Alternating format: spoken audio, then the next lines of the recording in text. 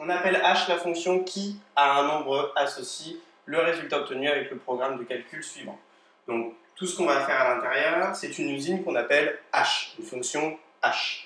Je choisis un nombre, lui ajouter moins 5, calculer le carré de la somme obtenue. Alors, on complète le tableau avec les valeurs. Moins 3, ajouter moins 5, donc moins 3, moins 5, ça me donne moins 8. Moins 8 au carré, moins par moins, plus 8 fois 8, 64. Avec moins 2, moins 5, moins 7 au carré, 49. 0, 0 moins 5 au carré, 25. Avec 2, 2 moins 5, moins 3 au carré, 9. 5 moins 5, 0, 0 au carré, 0. Et pi, donc ça va me faire pi moins 5, le tout au carré, pi moins 5 au carré. Si on veut la valeur exacte, après ça pourra donner une valeur approchée. La valeur exacte, c'est ça. Alors, quelle est l'image de 0 par h? J'ai entré 0, j'ai obtenu 25. Son image, c'est 25 par la fonction h. Donne un antécédent de 0 par h. À quel moment j'ai obtenu 0 dans mon h de x? C'est quand j'ai entré 5 au départ. Donc, un antécédent de 0, c'est 5. Donc, je vais choisir un nombre, je vais lui ajouter 5. Je multiplie la somme par 3 et je soustrais 6 à ce produit.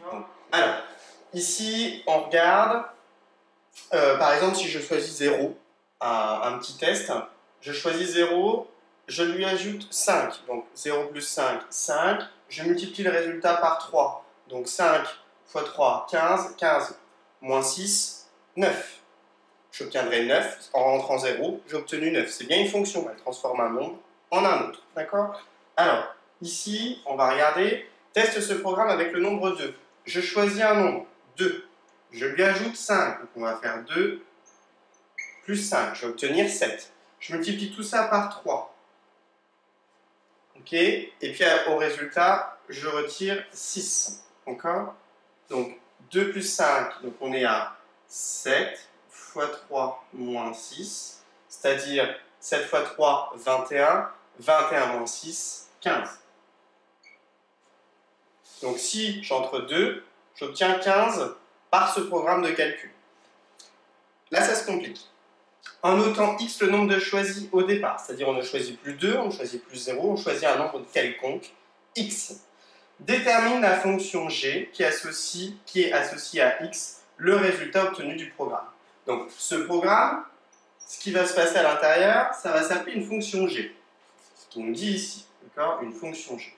Ce qui va se passer à l'intérieur, les suites d'opérations, les instructions, toutes les étapes qui vont être faites à l'intérieur de mon usine, ça s'appelle g, c'est l'usine g. On associe x au départ et on veut le résultat à la fin du programme, à la fin de cette fonction g.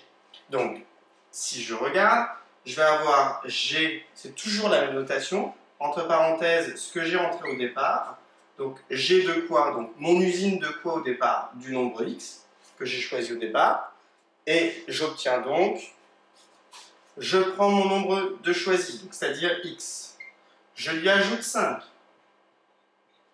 Tout ce résultat-là, je vais le multiplier par 3. Et puis je retire 6. D'accord? On peut peut-être l'écrire un petit peu plus habituellement. On a l'habitude d'écrire le x3 devant les parenthèses. Ok? On pourrait développer 3 fois x, 3x, 3 fois 5, 15, moins 6, et donc 15 moins 6, on obtient 9. On vérifie avec 2 ce qu'on a fait avant. Si je fais 2 fois 3, 6, 6 plus 9, 15. Ça fonctionne, d'accord? Détermine g de 0, c'est-à-dire, on reprend ce qu'on a fait avant, fonction g, mon programme de calcul, pas à x, à 0. Là, vous pouvez faire du calcul.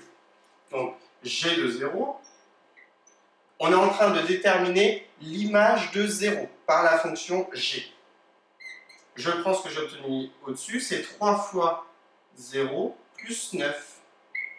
3 fois 0, 0, 0 plus 9, 9. Donc l'image de 0 par la fonction g est 9.